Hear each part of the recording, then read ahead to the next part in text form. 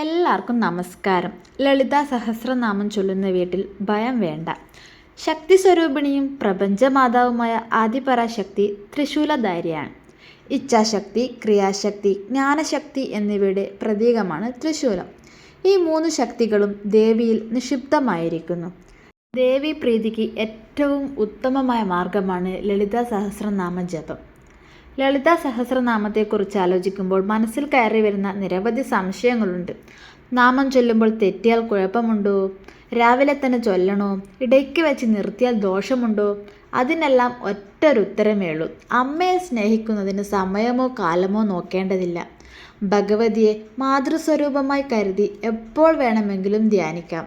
എന്നാലും അതിരാവിലെ ബ്രഹ്മമുഹൂർത്ത സമയത്ത് ചൊല്ലിയാൽ അതും ഒരേ സമയത്ത് നല്ലതാണ്.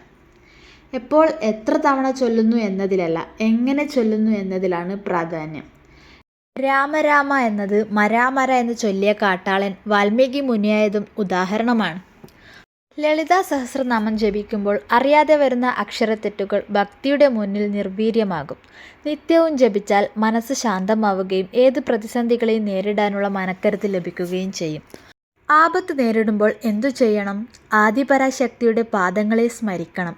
അപ്പോൾ ആപത്തുകൾ ഉണ്ടാകാതിരിക്കാൻ തന്നെ നല്ല ആരോഗ്യസ്ഥിതിയും സാമ്പത്തിക ഭദ്രതയും സന്തോഷവുമുള്ള ഇക്കാലത്ത് തന്നെ ആദിപരാശക്തി ഭജനം പതിവാക്കിയാൽ ആപത്തുകൾ സംഭവിക്കാതെ തന്നെ അമ്മ നമ്മെ കാത്തുരക്ഷിക്കും.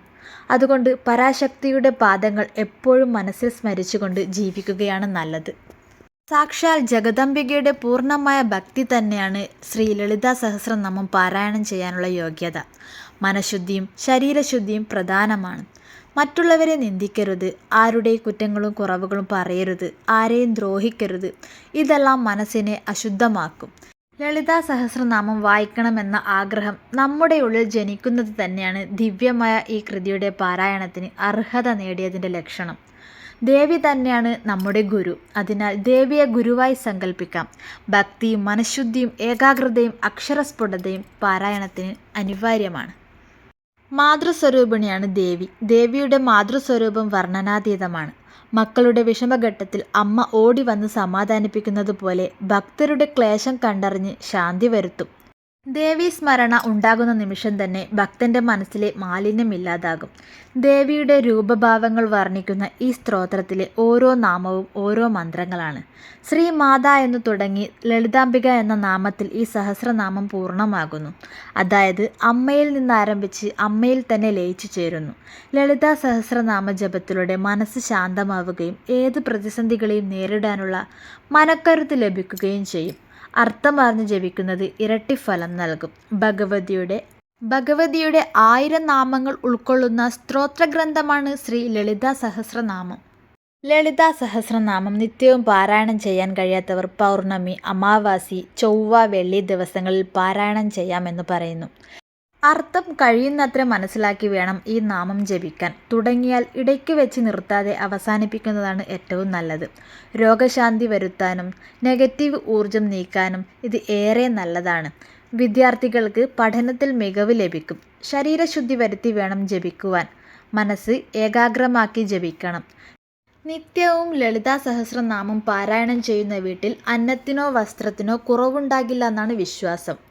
ദാരിദ്ര്യവും ദുഃഖവും രോഗദുരിതങ്ങളും ഉണ്ടാവുകയില്ല.